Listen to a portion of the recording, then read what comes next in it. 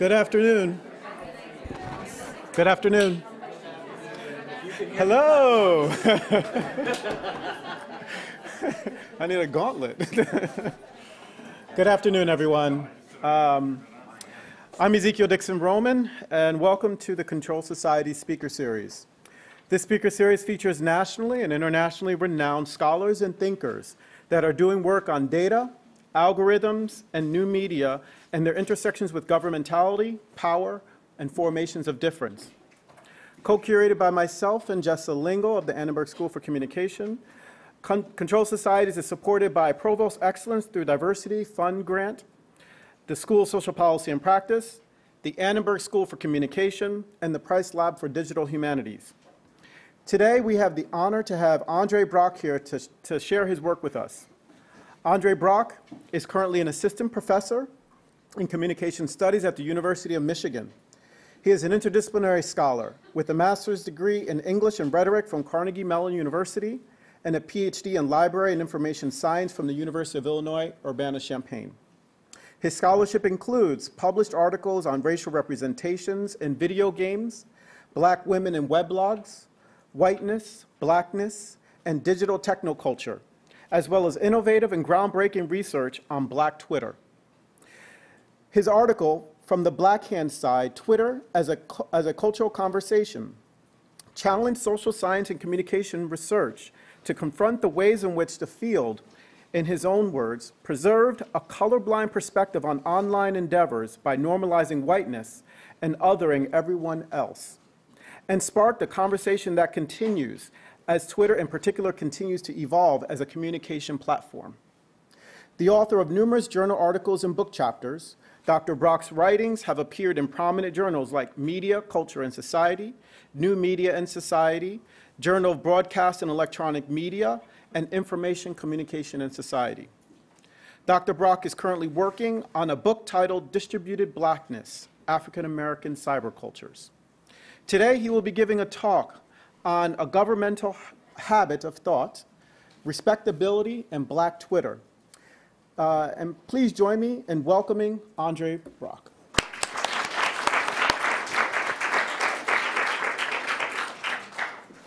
Good afternoon. Nope, let's try that again. Good afternoon. Good. I need your energy to help give me energy, so you guys gonna have to play along. A few words of preparation. I talk fast. This slideshow is thus a little shorter than I was asked to do because I anticipate that there may be moments where you ask questions or just generally say slow down, right? So just a word of warning. All right. Maybe I should carry this mic with me. How about that? So I'm a show off. I don't really care for podiums, so I figured out how to connect my iPad to my laptop so I could walk around and look like I'm doing a TED Talk. Hopefully y'all are impressed. All right. So my title and much of the thinking that went into this presentation draws from an essay that has deeply influenced my work on the libidinal economies of Black digital practice. This essay, On Nigga Authenticity by Ronald Judy, offers the following claim. The nigger becomes the Negro through moral behavior or good works, founded on morality as a governmental habit of thought, or the police and law as internalized control. A portion of Judy's argument is that the Black community polices itself in order not to give the police any reason or cause to violate them. Community here is defined as a group of moral actors grounded in values to transcend the domain of things, right? Transforming the nigger thing, or the slave, to the Negro subject. By policing itself, the Black community seeks to avoid dehumanization at the hands of the state, resulting from the governmental linkages between Blackness, deviance, and criminality. Judy wrote this compelling argument in 1994, so it seems fair to assume that he wasn't thinking about Black Twitter, right? Or, I should be less informal, the digital's mediation and enactment of moral Blackness.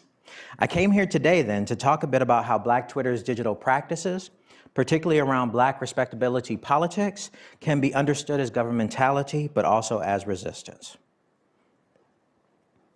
Historically, respectability politics has sought to modify embodied, sensual, and deviant blackness towards standards of middle-class white behavior, which renders it curiously racist in both its depictions of black female deviance and in its valorization of whiteness for political gain.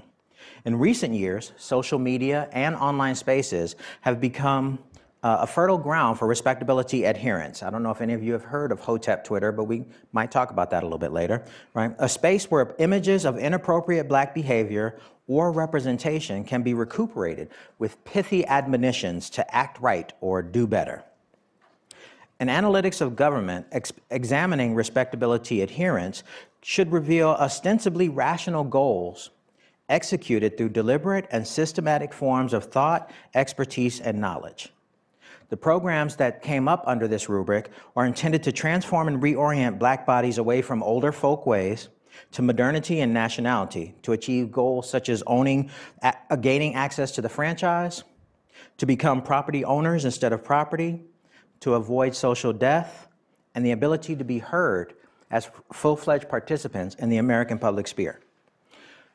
I'm asking you today to entertain a libidinal economic analysis of respectability. I promise to explain that. One which unpacks the emotional impulses powering the machinations of political economic structures, institutions, and groups. I find that this approach has deep connections with Mitchell Dean's analytics of government, where one investigates the practices that try to shape, sculpt, mobilize, and work through the choices, desires, aspirations, needs, wants, and lifestyles of individuals and groups. I will pause to say, if any of you ask me about affect during the Q&A, I'm throwing this iPad at you. All right, we don't use the A word today. Okay, maybe we could, but in any case. It's worth considering that much of the libidinal energy powering respectability politics came from denial of prevailing stereotypes of black women and black men, denial of the libidinal energies of black folk culture, and a curiously aware denial of the consequences of assimilating to white middle-class standards. From this perspective, what happens when respectability is performed in digital milieu? A little bit more about black respectability. It's the performance of black culture for two audiences, and Du Bois's double consciousness is usually available for people to reflect upon as I talk through this. Black bourgeoisie desiring to be modern, and whites who needed to be shown that blacks could be respectable.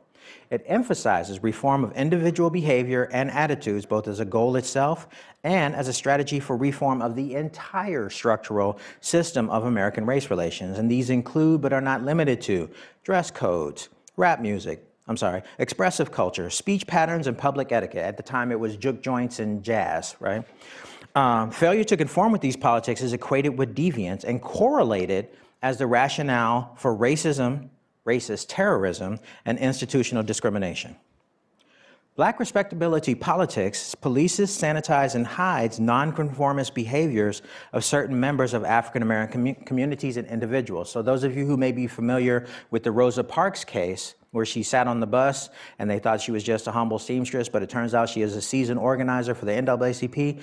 Everyone who knows that story doesn't also know that Claudette Colvin was originally charged with the same crime 9 months earlier, but the NAACP decided that she couldn't be an appropriate test case because she was 16 and having an affair with the married man that she had gotten pregnant by, right? So they chose not to pursue her case. In doing respectability politics, you can see a fluid and shifting position along a continuum of African American resistance. And my example, which you might have surmised from this slide, last December, Cornel West took it upon himself to issue a social media screed, as opposed to the typical academic outlet of the Journal or even an op-ed in the Washington Post or New York Times. He used social media to belabor Ta-Nehisi Coates for not being pro-black enough. The conversation grew visible enough in both the media and online to engender the tweet on this slide before you, which shows how far respectability can go. This is a tweet by notorious racist, alt-right activist, Richard Spencer, who is here co-signing West's public chastisement of Coates. This tweet is believed to have been the reason why Coates left Twitter abruptly, right? At this point, he felt it had gone too far. How then to unpack the role of the digital in mediating Blackness and Black ideologies? To make the connection to digital practice, I argue in my book that Black respectability politics is a quest, a discursive quest, granting the Black community authority to speak to the public sphere. While respectability is easily understood as a discursive endeavor, speaking the Black body into a rapprochement with white American racial ideology, my argument here is intended to highlight one possible online mediation of an aspect of Black identity. And in this, I'm mindful of Dean's concern for the techne and episteme of government, where he argues that one should ask how specific ways of acting and intervening consist of particular types of practical rationality relying upon techniques and technologies, as well as certain forms of thought and expertise. So in my own work, this would be a text available for deep reading, right? And you could talk about the ways in which these three interlocutors are present in this particular 280 character count thing, but there's also more to understand about the ideologies that power all three participants in this particular space. With that in mind, let me tell you about my book. In the book, I use a perspective that I drew from Francois Lyotard called Libidinal Economy, Libidinal Economy. And Lyotard claims that the libidinal, the deviant, the erotic, and the affective undergirds political economies, powering them through the realization of inchoate or even explicit desires, pleasures, and or pain.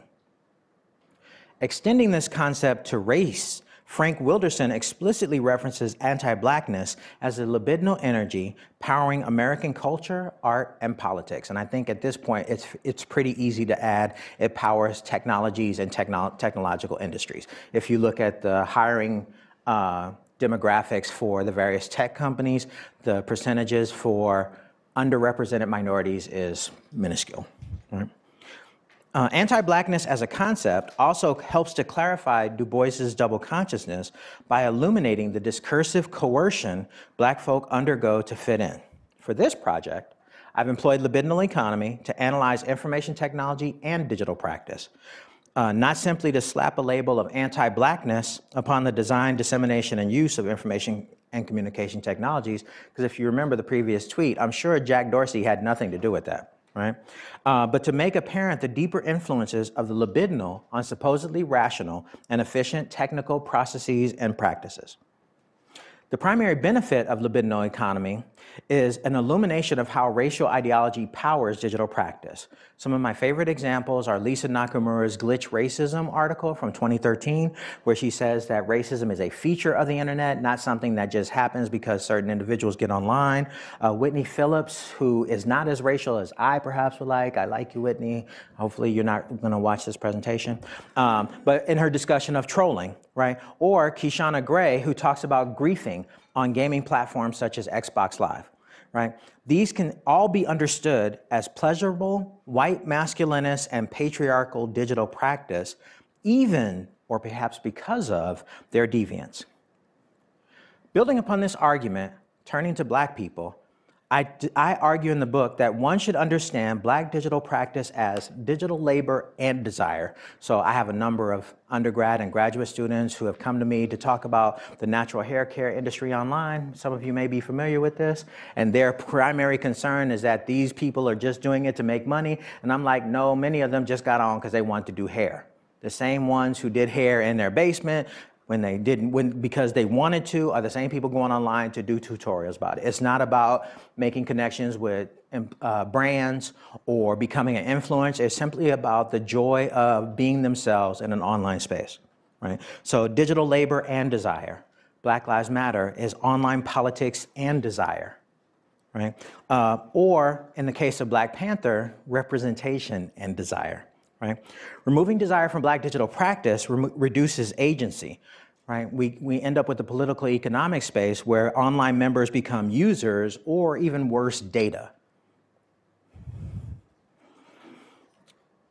To clarify the ontological power of libidinal economy, because one, I have trouble saying libidinal economy over and over again, and two, Lyotard uses this word called jouissance that does not clearly translate to English, right? I'm employing the term pathos. While modern definitions of pathos revolve around sympathy and empathy, both of them are descended from the term. For Black digital practice, I'm evoking the Aristotelian definition. Aristotle argued that pathos encompasses the speaker's knowledge of the topic, familiarity with her audience's value and belief systems, preferred argumentation style, and techniques of argumentation. Pathos is stunningly relevant as a conceptual framework for the Black experience in the Americas. I say this because the United States is founded, as you know, on the cultural logos that Blackness is not an intelligible part of society. As such, ethos and logos were denied to African Americans based upon the ideological assignation of deviance to their embodiment. To counter these discourses presented as logical, juridical, and moral, Black discursive culture cultivated a warrant of pathos, emotional, embodied cognition to ground their identity. So Sojourner Truth yelling out on stage, "Ain't I a woman?" to me is a pathos argument, right? It's logical, she is a woman, but the reasons why she mounted that particular claim to me derive from pathos. This warrant is clearest in the writings of Black feminist epistemology, but Black pathos is a consistent touch point for musings on Black identity as far back as Olaudah Equiano, sorry, I tripped all over that word, and Phyllis Wheatley. Accordingly, I argue in the book for Black pathos is the epistemological standpoint of a libidinal economy of Black digital practice or technoculture. This replaces the highly circumscribed, positive and objective emotional character of rationality with pathos and allows this inquiry to incorporate analyses of Black digital practice engendered by joy, sexuality, playfulness, and anger. A digression. How many of you are Twitter users in here? How many of you consider Twitter as part of your productive, efficient transmission of information throughout the day? Only two people's hands was up. I'm with them, right? But for the most part, Twitter is still understood as an incoherent, irrational space where discourse goes to die, where trolls live to play, right? It's not a space that's understood as an efficient, productive, rational space until you look at Black Twitter. Right? This is the whole point of my article a few years ago. Right? When you look at Black Twitter, it becomes clear that there is an organizing logic, an organizing discourse that draws these community elements together to have fun in a space that was designed ostensibly to be a broadcast medium. I'm sorry, a news medium. Wait, is Twitter a broadcast medium? I'm not sure. Right? It's one of those things at some point. It's a communications platform. It's a social networking service. We still don't know what Twitter is. But the investor Chris Sacca has said that Black Twitter actually serves as the use case for how Twitter is actually supposed to work, right? There are moments when people get dragged on Black Twitter, right? I'm sorry, the term that the New York Times is now using is dunked on. I don't really understand that. But I don't know why they want to take dragging. One of the things I'm writing at this moment, digression, which I'm really good at, is the concept of showing the receipts, which is a Black feminist epistemological moment where they have all the records of everything you've done wrong and they demonstrate them to you bit by bit as they make their arguments for how wrong you were. I came to this because apparently Black farmholders in the South used to keep the deeds to their land because they would get challenged on whether or not they had ownership of the land every time it came up for the tax. They had to show the receipts, right? So I found this to be an interesting way of keeping a tradition alive that may not necessarily be aware historically, but discursively, it is a phrase that has remained in cultural memory and is now being used on Twitter. Okay, back to the nerd stuff. I argue for Black pathos as an epistemological standpoint because standpoint theory encourages inquiries into the material, political, and social aspects of social structures. Furthermore, it is focused on the creation of group consciousness rather than shifts in the consciousness of individuals. In this fashion, we can tease apart the multi-layered warrants behind Black digital practice, which is published, distributed, and aggregated across digital and material social structures. All right. Time to be the Black explainer. How many people in here are aware of the influencer Ayesha Curry? All the young people raise their hand. Most of the women raise their hand. Okay, I'm going to see how this works. I have chosen a very genteel version of respectability politics to illustrate how it works in online environments. Ayesha Curry is a professional chef, a lifestyle blogger and influencer, and just so happens to be the wife of two-time National Basketball Association MVP, Most Valuable Player, Stephen Curry. Now y'all know who Ayesha Curry is? A little bit more? Okay. The Curry's relationship is often praised in the media for its heteronormativity, its adherence to patriarchal gender roles, and of course, Black excellence. In this tweet that I have on the screen, this is from a couple of years ago, and Ayesha Curry, in conversation with her followers, promotes a personal style decision while subtly criticizing those who do not subscribe to her aesthetics. I just realized my slides are out of order, but you guys are gonna have to deal with this. Curry here is easily read as smug rather than despairing. There are a number of considerations that elevate this musing to the level of respectability politics, however. She has a public persona. Many of the discussions around online authenticity, particularly for influencers, are how many likes, how many follows, how many retweets, how many impressions. So from a numerical perspective, this has 88,000 likes and 65,000 retweets. Anybody in here who has came close to that number? I salute you. Oh wait, sorry. I salute you, right? So her widely publicized appropriate relationship with an extremely popular and talented athlete who happens to be light-skinned, let's play colorism for a second, as well as her growing reputation as a lifestyle social media personality. She has a cooking show on the Food Network. Has anybody seen it? Or is it the Cooking Channel? I can never get those two separated, right? Okay, so she has a large following on Twitter and on Instagram, so any social media utterance she makes will be publicly scrutinized and interpreted as an indicator of her ethos, regardless of her initial intent. The tweet she has on screen dog whistles respectability politics. It doesn't straight come out and say it, but it says that sexual agency is only for those with the appropriate partner. Right? And she argues that Black women should have control over their embodiment, which is warranted by her relationship status and economic security.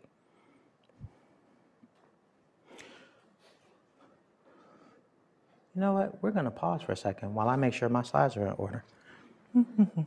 This is why I love technology.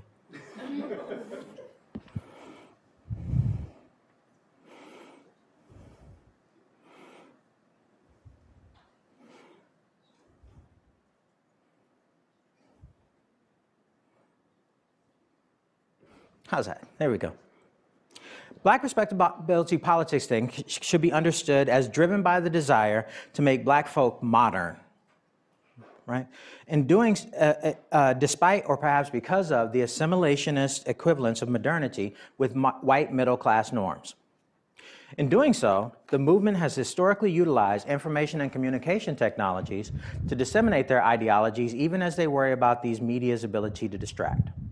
From HBCU radio broadcasts featuring gospel music, to newspapers and magazines like Ebony and Jet that promoted home economics educators to help Black women navigate the complex world of appliances, but also to middle-class framings of Black excellence through sitcoms such as The Cosby Show. It's still respectable. He might not be anymore, but it's still respectable, right?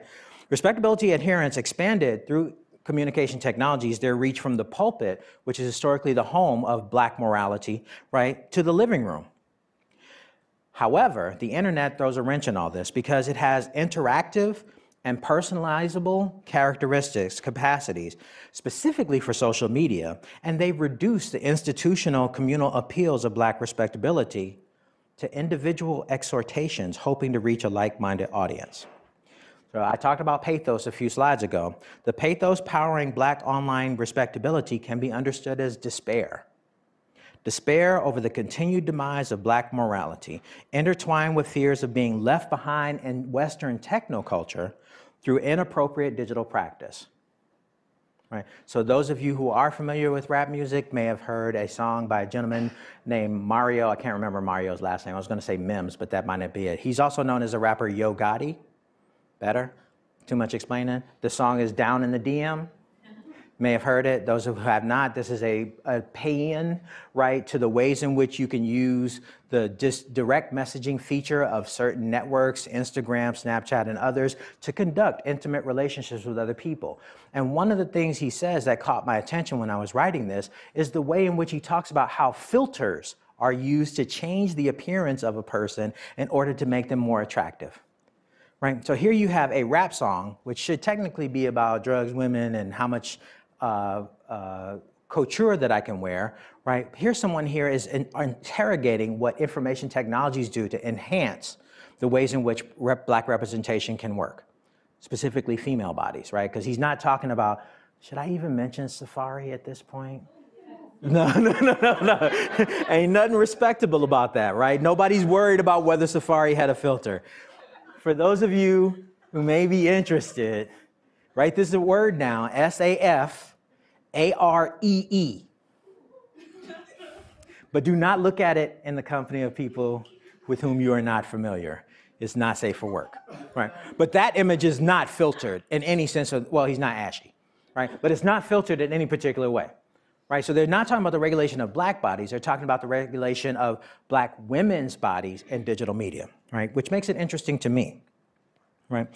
Consider online respectability then as dogmatic, intoning the mantra, we must do better, or to be more specific, if you know better, do better, right? As a governmental habit of thought, legislating the behavior of black folk in hopes of creating a good, moral person. Respectability in online spaces, then, should be understood as dogmatic digital practice, legislating both moral and technical behaviors in an attempt to model black digital existence as appropriate. While dogmatic digital practice powers online respectability, its digital nature actually alienates respectability's potential for social change. Right? So many of you, I wrote my Twitter article before Ferguson, and so I've been really intrigued to watch the ways Twitter has changed since then. I don't know if you remember the hashtag, if they gun me down. Right? If they gun me down was usually a montage of two photos of the person posting. One of them depicted in everyday life, often enjoying themselves with golds or with a drink in hand or just chilling, and another one in professional attire. Right? So here you have a digital moment used to depict the transition from folkways to modernity as a justification to avoid state-sanctioned police. Okay? Yeah, that got kind of deep, my bad. Am I going forward or backward? Who knows? All right, then. Black respectability can be understood as subversive and as discursive reclamation of black bodies from the violence of the white racial frame, using social scientific arguments to chivvy black folk along. And in the book, I talk a little bit more about this, particularly when I found out that there's this whole history of black talk radio. And there were two kinds of DJs, two kinds of announcers when radio first hit the black community. There were those who had the mellifluous, smooth tones of someone who was doing a Quiet Storm advertisement. They sounded calm and placid, smooth and ready to go. And then there was the ones that like, yo, how you doing? This is so-and-so. We about to have this party cassette off. And there was a distinct tension. Black respectability proponents did not like the slick-talking, fast-talking, word-wise DJ because they felt that that was old ways. So here you have another example of the ways in which they preferred certain types of performances on communication media, right? So back to dogmatic digital practice, it has subversive characteristics in part because of where it's hosted, right? It employs the non-productive technical media of social network practice to generate memes and distribute them across affinity networks. Instead of relying upon historically significant black institutions and their means of coercing moral behavior, so the church or education or the post office, dogmatic digital practice trades upon social network visibility, affinity networks, performance, and means. By this, I mean to say, if Ayesha Curry hadn't posted this tweet, would we have known that she even had an opinion? Right? She'd been a very polished black representative of an affluent class. We would not have known her personal likes or dislikes. Right? Social media allows us that window into her opinions and ideologies for good or for ill. Right? Where historically respectability networks depended upon an ethos of black excellence as warrant for cultural change, dogmatic digital practice is handicapped by the democratization and individualization of social media. Remember Ayesha Curry? We're back. Social media's two-way, performative nature abridges the moral private space that black respectability once laid exclusive claim to. It undermines respectability's claims for black empowerment through modernity and assimilationism. Where peccadillos, misdeeds, and faux pas were once only whispered about or discussed in local third places, such as the stoop, or the salon, or the loading dock, right? Social media and entertainment blogs encourage Black folk to comment publicly about the Black elite using the same affordances that respectability adherents use, memes and affinity networks. Through this two-way performative discourse, dogmatic digital practice and its embrace of embodied propriety and of neoliberal notions of digital practice is frequently chastised, right, as being nearly indistinguishable from colorblind and racist technocultural rhetorics.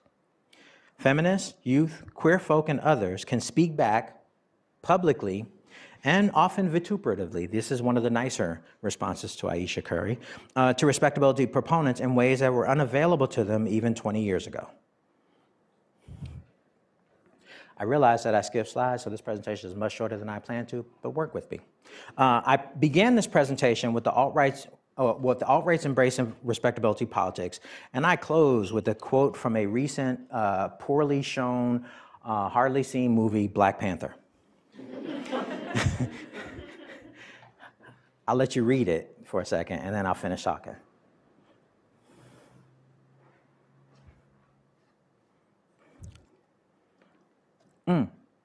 Spoiler alert, sorry, for those of you who haven't seen it. I mean, they've been writing about it all of February, so at this point, you should know something that happens in the movie. Okay. I chose this quote because the movie illustrates some of the libidinal tensions of being an American of African descent. As Adam Serwer puts it, the psychic and cultural wound caused by the transatlantic slave trade. Black Panther, then, could be understood as a love letter expressing the longings and the dreams of those wishing to be grounded in a space validating their humanity. There have been innumerable think pieces linking the movie Black Panther to the comic Black Panther to the Black Panther Party. As a nerd, I can tell you Black Panther the comic came out 3 months before Black Panther the Party was established in Oakland, but I'm sure you knew that already. For this movie, director Ryan Coogler introduced a character, Eric Killmonger, who also has a history in the comics, right? But in the movie, his pro-Black sentiments, militant stands, and imperialist aims have led to his embrace by the extremist elements of Black online respectability, Hotep Twitter. Hotep Twitter is referred to by its detractors as ashy Twitter. Do y'all know what ashy is? I found this definition that I love on Urban Dictionary that makes so much more sense than what I would originally have said. Ashy is a reference to an aura of embodied negativity in status, being, or attitude. It also refers to the fact that you don't have lotion on, so your body feels uncomfortable, but I like that it's a negative attitude, right? In less polite terms, as opposed to ashy Twitter, Hotep Twitter is described as harboring a fetid mix of misogyny, internalized racism, and sexism, glossed over by pro-Black ideology. Now, of course, adherents of Hotep Twitter do not feel this way. Let me describe them in their own terms. Black Twitter watches TV. Hoteps read books. Black Twitter prays. Hotep Twitter prays and meditates. Black Twitter eats fast food. Hoteps consume organic products and minerals. Black Twitter is in love with the Kardashians. Hoteps are in love with self. Black Twitter drags. Hoteps uplift. Like, I just keep giggling every time I read through this. Hotep Twitter is fire and Black Twitter is ice. Black Twitter is stagnant like water that grows mold. I didn't write that. Hotep Twitter is like a flowing river teeming with life. So, between the description of Hotep Twitter as a knowledgeable, pro-Black, sometimes militant, but often concerned with purity, both of Blackness and the world that they exist in, right? This quote about Killmonger starts to make a little bit more sense, right? Killmonger has become, in some ways, an icon for the Hotep movement because he's pro-Black and militaristic, right? So the fact that you read this online, right, shows that there's a linkage between the educated, genteel form of Black respectability, because this is a very genteel quote, right, and the concerns of Hotep Twitter, which helps us to understand that the two are not as far apart as they seem. I chose dogmatic to describe the discursive and libidinal frame from which respectability adherents mouth statements which intended to coerce black folk towards modernity, utilizing digital means to police the digital and in real life behaviors of black folk. Not quite cyberbullying, occasionally humorous. There are many more examples that I could have used. One of my favorites, when I first started writing this, there was a moment when Lupita Nyong'o won an Academy Award, and an unknown Twitter artist decided to post an image of a Nicki Minaj poster in a young black girl's bedroom. She was looking at a TV image of Lupita accepting her award and threw her Nicki Minaj poster in the trash. Right, so there are innumerable examples. There was a song that came out a few years ago by Ray Shremmerd. I'm not going to explain that, right? But the hook of the song was, "This could be us if you wasn't playing." Right, that particular hook has been repurposed on young women wearing their graduation regalia. Same hook, right? Another respectability call out. This could be us, a woman with an education. A young woman, of course, of childbearing age, if you wasn't playing, presumably doing ratchet things and not paying attention to your education and your health and the like, right? So the digital has this innumerable space for, and again, those are genteel examples, it gets much worse, right? But of the ways in which the digital can be used to power respectability, but also this space where people can push back on it. Although there has been little research on the actual effects of Black Twitter policing, right? Similar to the ways in which there's little research on the effects between Twitter usage and actual voting, like I'm still not seeing anything good that I would care to teach, right? I optimistically argue that Black Twitter policing is a communitarian action rather than a punitive one, right? One of the current complaints about Black women at this point in time on Twitter is that Black folk form lynch mobs when white people say things that are, not in their heart. Right? And so when Black people mobilize against them, that's considered a lynch mob, which has these really problematic connotations, right? That they form together like Voltron on Twitter and drag people down to the very depths of social media hell, right? That's not punitive if you consider the redemptive, restorative power that Twitter offers these folks to have a voice where they did not once have it. Right? So Black Twitter's policing is emblematic of what I'm calling a satellite public sphere, one that is occasionally interested in mainstream events, but in many ways, it just goes on and does its thing, right, without even really caring what else the world is talking about. How many of you know who Tyrese is? Right? See how few hands went up? And some people are like, I know him, but I ain't claiming him. Right? Tyrese is extremely well known on social media because he has these views of how women should comport themselves, despite the fact that he's a baby daddy and has baby daddy drama, right? And so these things happen every day outside of the view of mainstream media and Twitter, but happen every day in Black Twitter, right? So a satellite public sphere, one that occasionally revolves into view with issues that are concerning, but for the most part, it has its own ritual drama and catharsis that it does. I surmise that Black Twitter's dogmatic digital practice simultaneously illustrates, incites, and performs coercive behaviors, offering a complex microcosm that can be understood through the lens of governmentality. Thank you.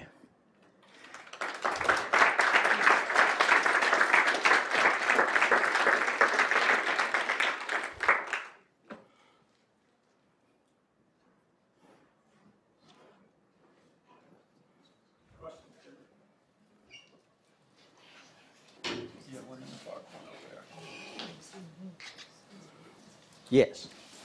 Hi, first and foremost, go blue. And my name is, so you just teach there, you're not? They just paid its salary. I feel it. But my name is Bree Starks. I'm a second year understudy student.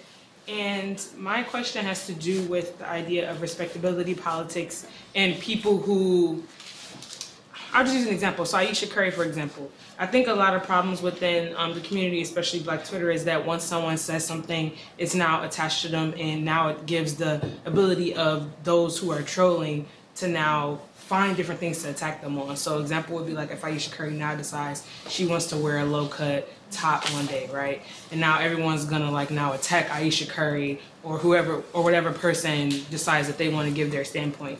And so I guess my question is more so, do you think that there is a respectability within that respectability of now people having to take ownership of one stance? There's the Black community is feeling as though they're pressured to take one side or the other. So there are multiple ways to answer that. I'll start technically. So Twitter is almost an open forum, an agora, right? However, it does not require participation. Its original prompt is, what are you doing? So people decided to then answer that prompt by describing, displaying things that they were doing at the moment, right? When you do that, there are inbuilt ideologies about digital practice based on Western technoculture that said you should not display emotional characteristics online, emotional, affective, personal. In other words, it should all look like email, as problematic as that sounds, right? And so by introducing elements of your personal self, right, to a space which is already predisposed to discount those things, you open yourself up for criticism, right? I would argue, though, that Ayesha Curry's Black womanhood opens her up to a wider range of abuse and insults from Black men as well as other communities, Black women as well, right? In part because she has a status, she's a wife, right? She also is an entrepreneur and everything else, but her primary claim to fame was that she was the wife of Steph Curry, right? And so that allows people to both venerate her. Like I did in the book, I talk much more about the tweets that were celebrating how dope Ayesha Curry was, because after she posted that tweet and Black feminists responded to it in anger, they said, well, Ayesha Curry just turned off her laptop and went to sleep in her mansion. Right? And so this is why I like talking about respectability in this way. It's a two-way thing, right? She put herself out there and people put her on blast, right? There are people who will come to support her and people will not.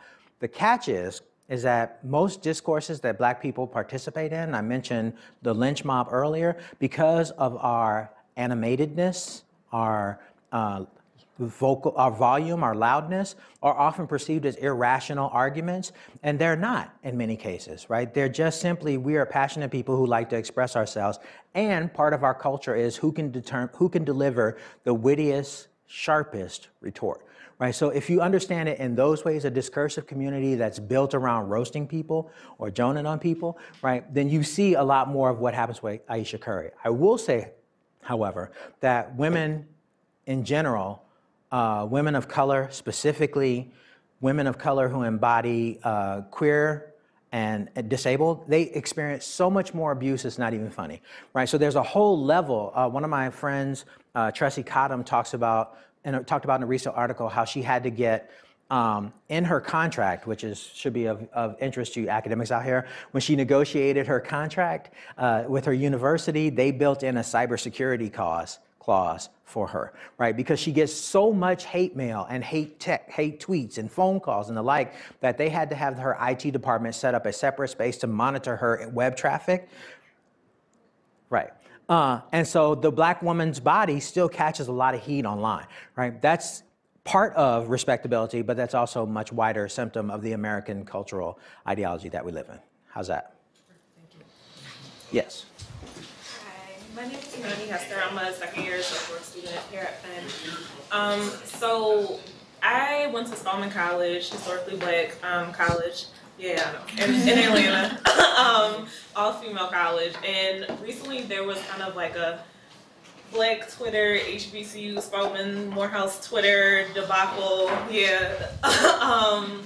that I kind of felt almost ruined certain people's reputations because there have been a lot of rape accusations between Spelman and Morehouse, two historically Black colleges, one all-female, one all-male, and it's an issue that hasn't been addressed properly in the way that we see fit. And so people were naming names on social media, on Twitter, taking pictures of, they were putting people's names up around campus and their affiliations in different organizations and posting pictures on Twitter and just going. And I think, I felt like it was good that we were finally, speaking up about things that were happening, but also maybe some of these people were innocent and being dragged through the mud for no reason. And so how do you, yes, I'm just saying there might be a chance, but how do you have a social movement about something like that without potentially ruining the reputations of other people, or is that just the cost of doing business? It's a really fine line, and this is something that I deal with in my research as well. How do you talk about the invention and style of Black Twitter users without disclosing their personally identifiable information?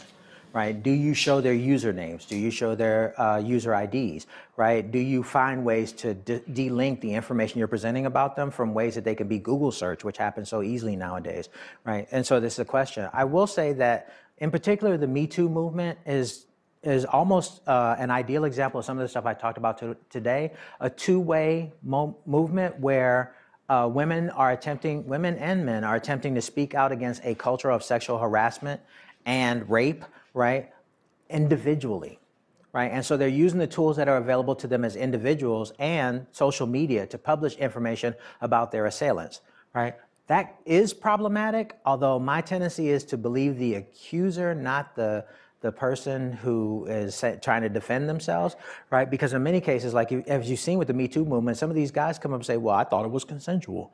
I thought we was cool. And so we often know that it's not, right? And so doxing is a problem. Spike Lee ran into that a couple of times, right, where he published information of the wrong person when he was trying to locate people. Doxing is where you publish the public documents of, this is Penn, y'all know that, right? Where you publish the personally identifiable information of a person against their will, their home address, their phone number, their work address, their work phone number, their children's names, their social security number, right? All these things you can publish online because it's easily findable through search, right? And it serves, it's one, a chilling effect, but two, it's a violation of personal space, right? What you're talking about is a violation of the accused's personal space, to which I have not much sympathy. When I understand that, but it's more than just the accuser. It's like everyone who sees this is now also like a part of this. I'm not saying that I support the accuser, but people can get caught up in this. People can get caught up in it. But one of the most pernicious problems with rape culture is that many people stand by and don't do anything. So Michigan State is a really good example, right, where people knew about this guy's behavior for years. We're not even talking about the upper levels. We're talking about the mid levels, the people who work with this guy, and somebody say, I'm not really comfortable. And they're like, oh, Larry, he's quirky. Yeah. He's different, right? And so I think in many ways, this is a corrective to try to get people to know that if you see something, say something. Sorry, I had to do the New York thing. If you see something, say something. Don't just let it sit there and stank, right? Do something about it. And so I'm kind of on the fence about whether or not this is a good or bad thing. Just to comment on what you're saying, to me, that with regard to rape and a lot of sexual assault, the criminal justice system, like who's not in the party right now? The criminal justice system. You never hear anybody talking about it from the criminal justice system. There's no tweeting. They're just trying to lay low. And so I think to some extent there's this there's this vacuum for actual criminal justice around sexual assault, and we could talk for, people write books about that, it's very complicated, but Twitter, I think, is filling that gulf for better or worse in some ways, to me, like that's what I think anyway, and probably it's other doing social exactly media. as And it's doing that in some other areas too, and there are good and bad things about it. Right. More questions. Let me do my host first, and then I'll come back. No, he says you can go first. Okay. Yeah. Oh, thanks.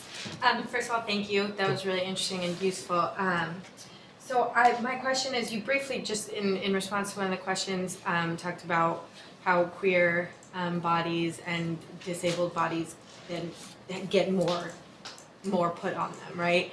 And so my question would be, like, have you found in your research that, like, when there's this, like, call that's like, we can do better, does that include sort of a normalizing discourse around disability and queerness, or are those, like, are queer bodies able to speak back to that, or disabled bodies able to speak back to that in that same way, and how do you see that happening?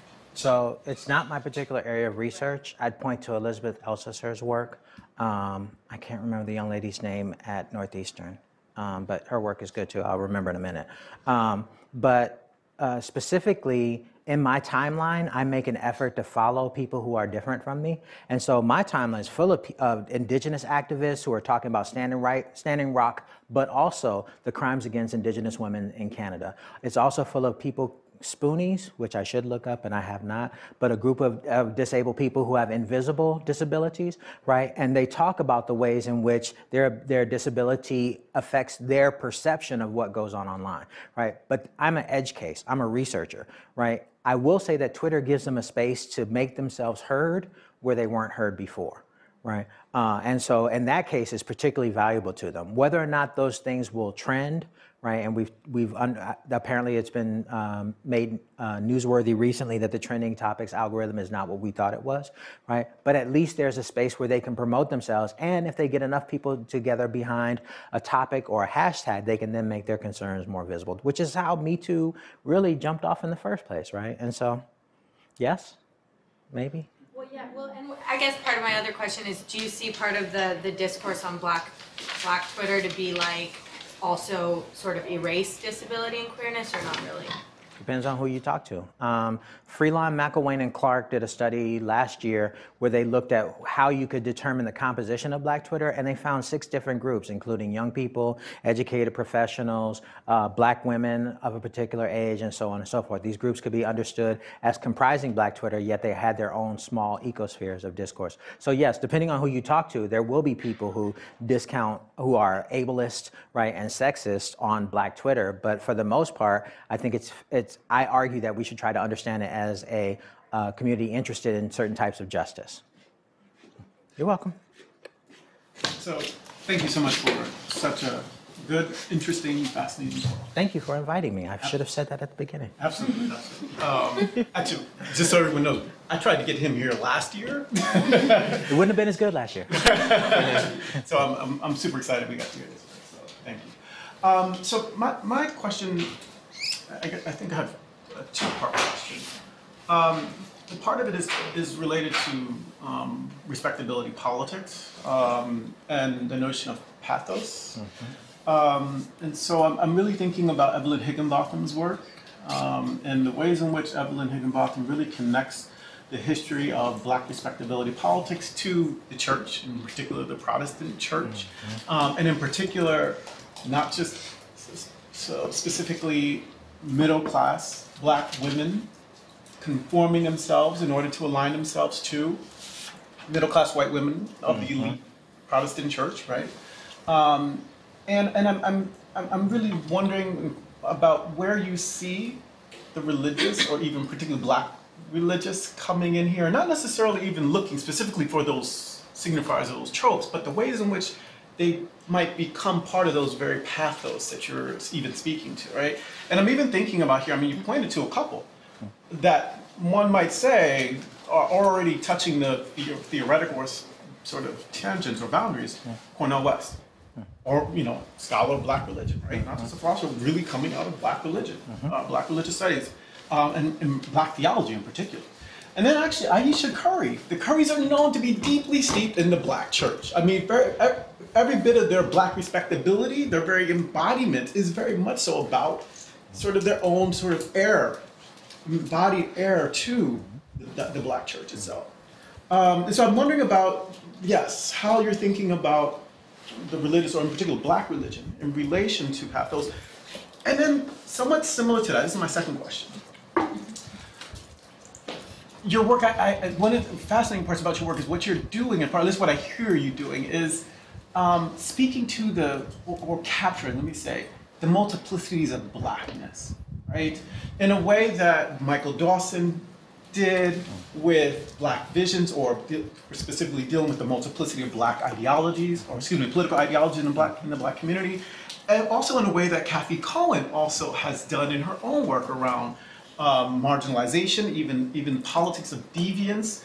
And again, also, Kathy even engages respectability politics as well. And so part of what I'm also wondering about is, what are the ways that you are theorizing, or at least conceptualizing, around the kind of subjectivities that are engaging in a kind of deviance as resistance, as Kathy would even talk about, right? And what are the ways in which you're thinking about them as political acts in and of themselves? Okay. It's a lot, sorry. No. I always do that sigh when I hear political, because why does the aim have to be political? No. I'm going in line with Kathy in many ways, so yeah. So to answer the first part, I mentioned during the presentation that this becomes individual exhortations as opposed to institutional imperatives. So if you think of the declining numbers of church membership overall over the last 30 years, but also the corresponding rise of prosperity gospels and mega churches and communities, right? Black religiosity has in many ways become consumer and commoditized in ways that are not fruitful for the moral imperatives that the historical Black church had. So I really love Darlene Clark Hines' work talking about Black women building a culture of dissemblance, right? To where they hid their sexual reproductive capacity in order to function as entrepreneurs and businesswomen in a society, right? Where in many cases they were alone with the proprietor, with the owner of the house during the day, and they need to make sure they weren't seen, weren't heard as a sexual being or sexual object, right? Twitter allows that, but Twitter also encourages an openness that the church did not ever allow. So this, one of my favorite chapters in the book talks much more about ratchetness, right? I call it ratchetry, right? The ability to be open and honest and uncaring about what the civilized world says and does about you, right? You are your open, honest self, right? And that part is interesting to me. That's originally how I came to the project because I grew up in the church and I was concerned with the ways in which the church hides its own transgressions behind a veneer of morality and text, right? This is why I chose dogmatic digital practice as the frame for Black respectability. If you know better, do better, but also the Proverbs 31 women. The Black Baptists in my audience will know that one, right? Right? Many ways that it hides predation by the ministry upon choir and church members, or it hides domestic abuse within congregations, right? And so it's there, but again, it's back to the individual. So Ayesha Curry occasionally mentions her Christian upbringing in her tweets, but in every profile you read about her, they talk about her Christian upbringing, how she and Steph were celibate until they got married. Nobody cares. He dribbles a basketball. Like,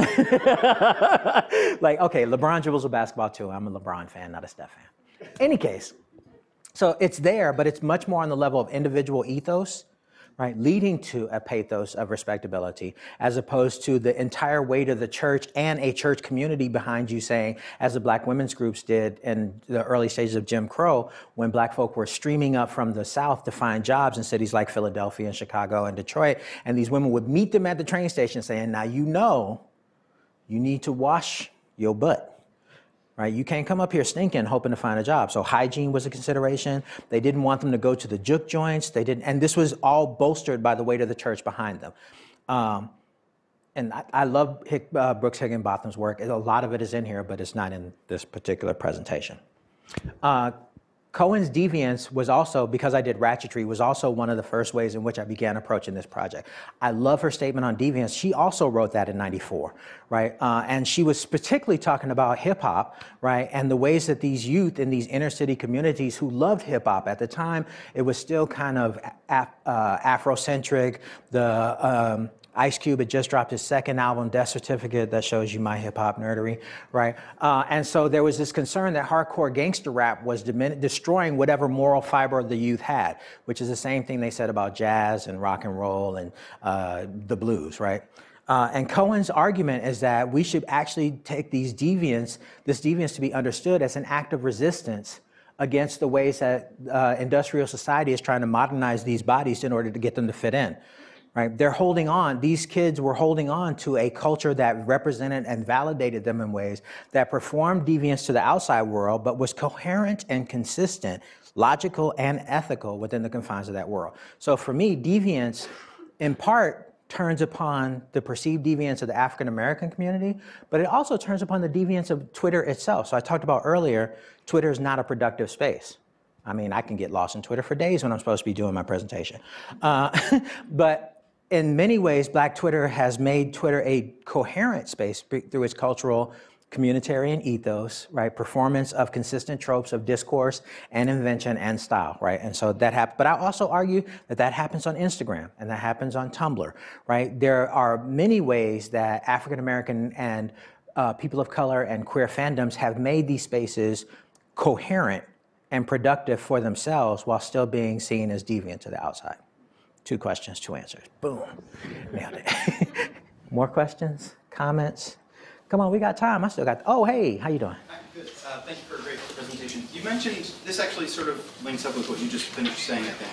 You mentioned at one point, thinking about Black digital practice in terms of labor. This is when you were saying labor and desire, politics and desire.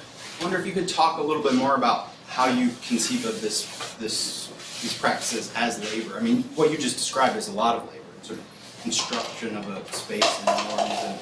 And, so could you just talk a little bit more about how you conceive of labor in this project? Absolutely. So I don't.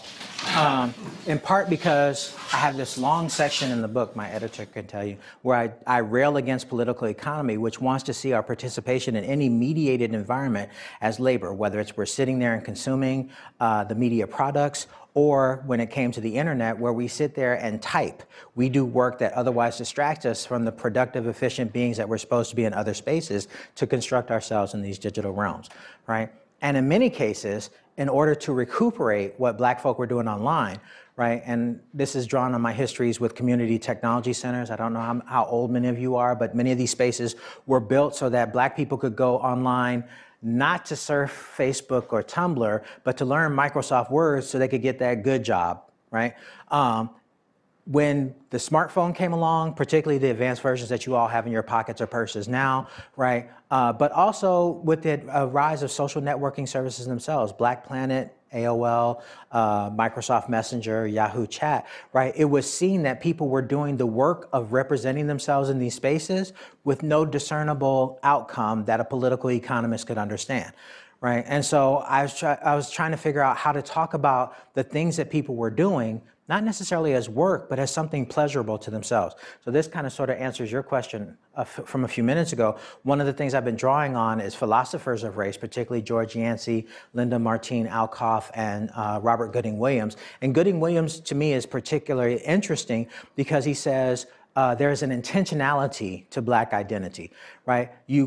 It's not enough to just say that I'm Black. You have to do things that represent you as Black in a particular environment, in a milieu, right? And I think that works across a number of contexts. He also says if you can do the work, if you can escape that Blackness, then you're not really Black, but I have a problem with that, right? What does this have to do with labor and desire? I argue throughout the book that Black folk are attending screenings of Black Panther multiple times, not because they want to do the work of Marvel Cinematic Universe and Disney to make this movie the highest grossing thing, although that did come across in my timeline, right? We have to support this in order that Black directors can continue to make tentpole movies, right? That was work, right? But instead, people are going because they see themselves represented on screen in a way that they have not seen them, and they enjoy it. I have so many pictures in my timeline of people wearing African-themed garb to go to this movie, right? And so that part to me is miraculous, right? Why is it that you spend so much time and energy doing something which ostensibly brings you no benefit? So I say Black labor and desire. Politics and desire as well. So Black Lives Matter could not exist without late night Black Twitter, right? And late night Black Twitter, I write about it in the article, discovered around 2009 around the BET Awards, right? Where for the first time, this group of viewers used Twitter as a second screen to discuss everything that was happening in this award show, right? They're still viewers, but they're doing it because they love the show. They're fans of the show, right? Without that group, though, who began to be used to this medium as circulating their desire to be Black, you wouldn't have the capacity for Black Lives Matter to say, let's build upon that desire and build a case for political action about it. I have papers that are still in process from like 10 years ago, where I was writing about groups like the Gina Six. I don't know if people are familiar with those, right? There were 6 boys in Gina, Louisiana, who ended up getting charged with mob action and assault because they fought some white kids over a noose being hung for a tree. There was a social media movement around that too, right? There were bloggers that were deeply concerned with it. They organized, they had people sent down there marching and the like, but it didn't become Black Lives Matter. Because blogs are not a space where you can do of the moment updates about your everyday life and joys and catharsis and pain. It's a kind of sort of asynchronous, I want to say one way, but it's not really one way, but it's a very delayed two-way discussion where you can't necessarily build that type of effective community. Sorry, I had to use the A word, right? And so, yes, I think the desire is an extremely important part. I also try to be careful to talk about desire as catharsis, so we can talk about joy, pleasure, and pain, or the erotic and the sensual, right? All these ways that people come together that then may be pulled into labor. So Peaches Monroe did a video in her car. Has anybody ever written on why people film social media videos in their car? Like, I feel like that people take it for so much granted, but I've never seen anybody talk about it, right? So she's filming in her car, and she's like, oh, my eyebrows are on fleek. Who knows what fleek means? But her delivery and her passion, people picked that up immediately, including IHOP. IHOP is a people, right? And so they said their pancakes were on fleek. Peaches thought she should be paid. I don't think Peaches should be paid. I think Peaches was incredibly inventive in that moment, generated something that blew up and went viral, but that doesn't justify that she should be, this is a controversial opinion, do not repeat this to anybody. She should not necessarily be paid for the fruits of her labor, right? She could build other products that she could build a commercial empire off of, but that moment came and gone. So I don't know if that kind of sort of answered your question. Can you tell I've been thinking about this stuff for a minute? Like writing a book makes you think about this stuff in detail. Unfortunately, I'll never do this again. Other questions? Yes, sir.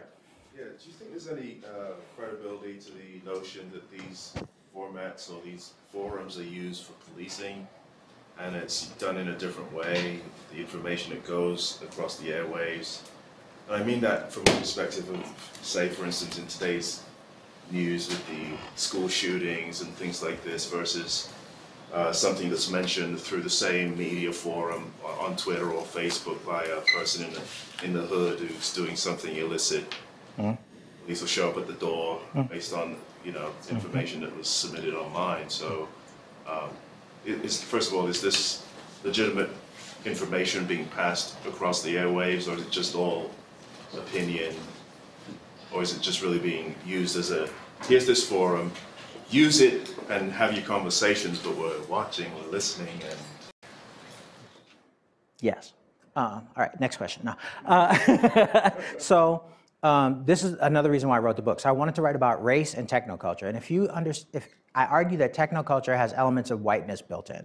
Whiteness in the form of imperialism, whiteness in the form of capitalism, and both of those can be understood together as policing bodies controlling other bodies in order to profit, right? So if you look at the social media activity of Nicholas Cruz, who is another white Latino like George Zimmerman, right? You'll see that people have been reporting him to the police and the FBI since late last year that he had guns, he was talking about shooting stuff, and he didn't want to. And my argument for that, why the police didn't pay any attention, is that whiteness is understood as an individual action. So whatever he was doing was his own mental illness deviance, as opposed to the actions of a member who was radicalized by white supremacist terrorists and militia to go shoot up a school, right?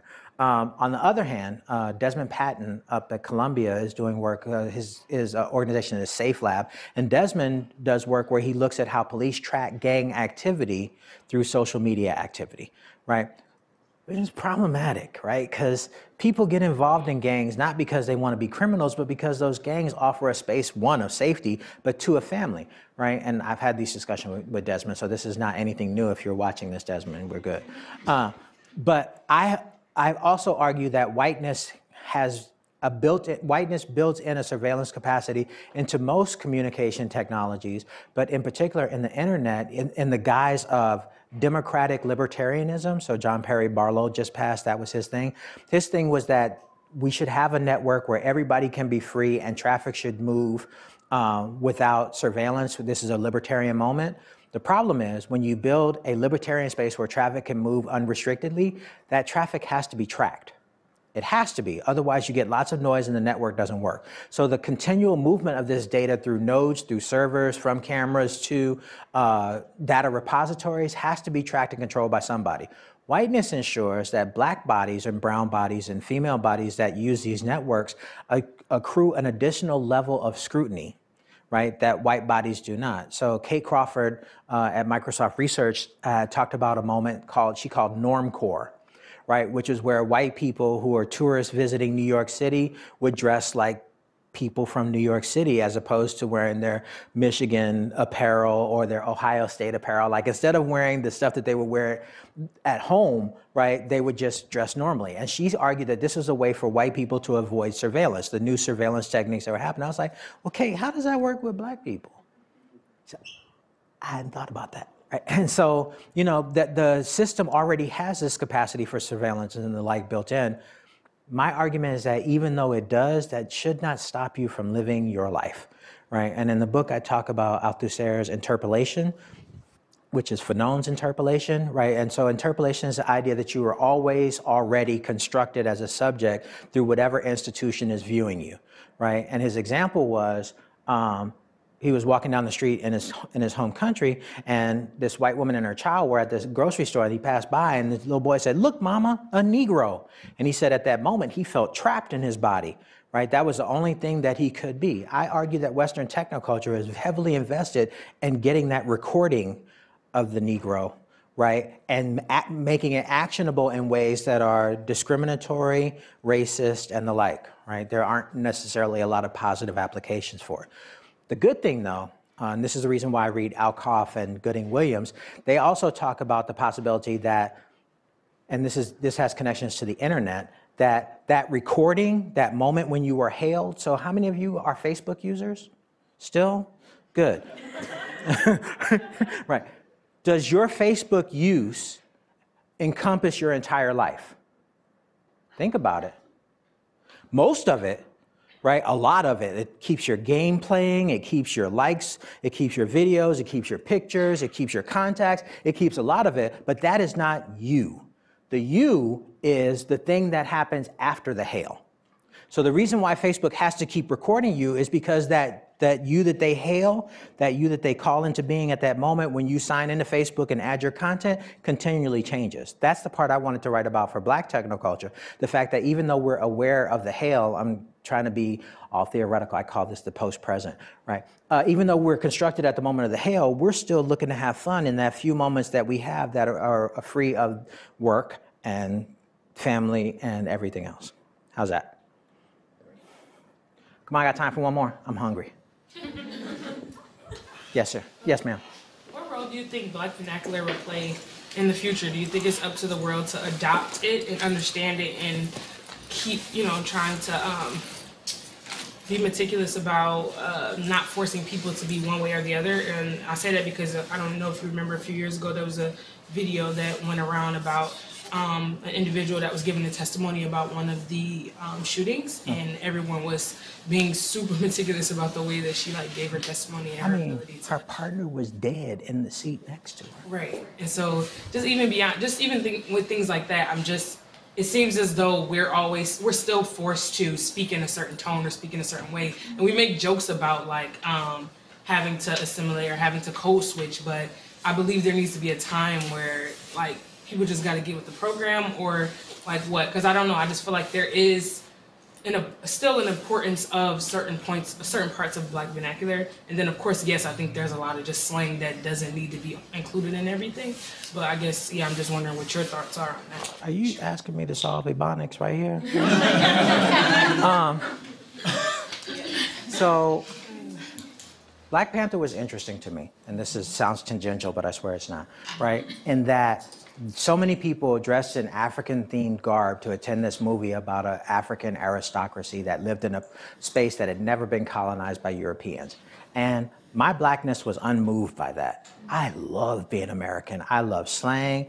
I say, do you want Coke, meaning any of several different soft drink products when you go to the store, when you get to the fountain, right? My Blackness is Southern and American, and at a remove, it's African, but in so many ways, it's American. That Americanness, and this is part of the answer I just gave the gentleman, is centered in the realization that I am constructed by this white supremacist society, right? And as such, there will always be moments that I need to have where I can speak in my home language to my people, right? Both in our private spaces, but most particularly in our public spaces, right? The head nod that you give that other black person on campus when you pass them by, right? That's really important. That part I hope will never be assimilated, because in many ways that resistance gives my identity character, right? That being said, I love talking about Black discourse. I have a rhetoric master's, right? In part because it's so inventive and funny, right? And that humor is really what drives me. I just gave a presentation a couple of weeks ago, and I'll tangent again. There was a tweet that was posted January 2017, Yahoo Business posted a tweet saying that referenced Trump needing to get a larger military presence, particularly for the Navy. Right. So the tweet said, Trump will need a nigger Navy. Look at your silence. Like, y'all are horrified. Like, oh my God. Now think about it. This respectable outlet, Yahoo Business, right, posting on social media to its investors, so feeding the aims of capitalists and investors, right, they made this typo, right, and used the N word instead of the B word, bigger. So there are a couple of ways you could see this. You could be offended, like many of my friends were, like, how dare they, blah, blah. Or you could see it like Black Twitter saw it, like, oh, we finna go in on this. Right? And so one of my favorite tweets that came out of this is it referenced Trump, and Trump said, we're going to war to fight ISIS. And the interlocutor said, what you mean we, motherfucker? Like, hashtag nigger Navy. Right? So why would I ever want to give that up? Why would I want that to assimilate into the mainstream? Right? I love the fact that instead of being angry, they took this as a moment to talk about Black parenting strategies, like, mama, we finna go to war in the Persian Gulf, and like, do you have war money? Like, like all these kind of things that happen, I would never want that to assimilate. So I love the fact that our creativity, even though fostered and commanded by certain supremacist structures, is still savvy enough and interested enough to make jokes about it at the same time. Does that help? And that seems like a... I got one more. Okay, go ahead, sorry. So jumping off of that, how do we reconcile difference without alienating individuals or groups of people who may share our same experiences? Ooh. Like silencing those voices. What was the question? How do we reconcile difference in social media spaces? Or just in general? Come on, I can only talk to social media. Without silencing other voices. It's a difficult thing, right? To a certain extent, it revolves from a technical level on moderation policies, right? And so one of the interesting things for social media of the last few years is that alt-right trolls have been allowed to harass women of color, queer folk, saying, I'll kill you, I'll rape you, I'll do these things to you. And the various networks will say, oh, well, that's free speech, right? But when the people respond, these women or people of color or differently able folk respond and say, you're a Nazi, shut up, the service will shut them down, right? And so there's a technical way to talk about shutting down discourse that relies on ethical isn't the right word, civil, ethical, and moral possibilities for understanding that certain types of speech are not welcome, regardless of the interlocutor. There's a community one, though, and that social media gives us the impression that all voices can be heard simultaneously, right? In part because of the sheer amount of information that pours across your screens daily. Right, my email inbox is currently at 9,800, sorry, that was bad. Right, 9,800 unread messages, right? I'm sure some of you do inbox zero. I would demonstrate which finger that deserves, but I'm not gonna do that. But some of you do inbox zero. Some of you work really hard to manage the information. I do not. Right? And in part because I simply don't have the time or energy to address all the multiplicitous voices that are asking me to do something for them, right? At the same level, the attention economies of social media mean that some people are going to be heard and some people are not going to be heard. And it's an algorithmic problem trying to decide who gets to be heard, but it's also a community problem deciding which voices to elevate. So there was a way in which this was addressed not algorithmically when, Rose McGowan said that she was attributed as the leader of the Me Too movement, when Tarana Burke had come up with it 10 years before, and activists and other people point out that Tarana Burke had done this. That's not an algorithmic moment. It's simply making sure that the right people are attributed for their actions earlier on. So it's an individual level of altruism, right, to allow people to have that moment to speak, and that's not something that can be hard-coded in. It's also not something that people do, right? And so it's difficult. I will never say that social media will be a perfect space. Like, I constantly see passing through my timeline, Twitter is a trash fire. Because Twitter can be a trash fire, but Twitter is also the space where I see nigger Navy tweets and giggle, right? Or my favorite account, and you can go ahead and write this down because you'll love it too, We Rate Dogs, dog rates, right? Oh my God, I should have 7 puppies by now, right? Because they always show these cute puppies. I cannot photograph my dog like that. My dog always looks like the devil, right? But they always photograph these cute puppies, and that helps me get through the day when I have a presentation to do.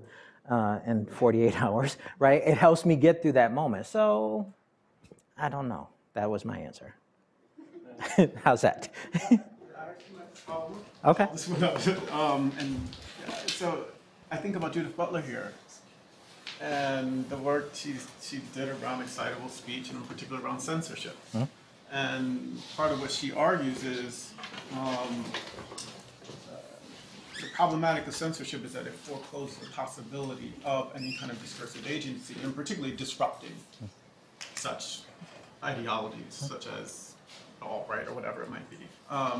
And so if, let's say, for example, if Twitter had just censored even those potential digital performative acts, then where would the possibility have been for disrupting, for challenging? It's an interesting question. It almost comes back to a First Amendment question where the right has interpreted First Amendment to mean that they should have the freedom to say whatever they want to say, as opposed to understanding that you can say certain things but realize that there will be consequences to having them. That's not censorship, right? That's simply being made aware of the fact that what you say will harm people and how you should not necessarily be allowed to harm people. And so I guess I'm advocating for a golden rule of moderation, right? But maybe not quite that rosy glasses, altruistic, utopian. But in a way, yes, we should have a moment, a sliding scale where we recognize that somebody using N-I-G-G-E-R is distinctly different from N-I-G-G-A, right? Even though they start with, I've used the word niggardly in my class, and my students are like, oh, I'm like, it's not the word you think it is, right? And so being able to add perhaps a cultural competence to algorithms that do automated moderation, but also a social competence to people who are instinctively aroused, to use leotard, by things that offend them, yet are not necessarily on a scale of harms the thing that harms them the most. And that's a problem, right? Who am I to judge what harms other people? Right, and in some ways, I think what they're doing is they're playing on this fine line between hate speech and free speech, as a way to try to move toward, suggest that their hate speech is a form of free speech, when in fact we know we have legal structures around the problematics of hate speech. Anyways, with that, thank you. This has been awesome. Thank you. Thank you for having me.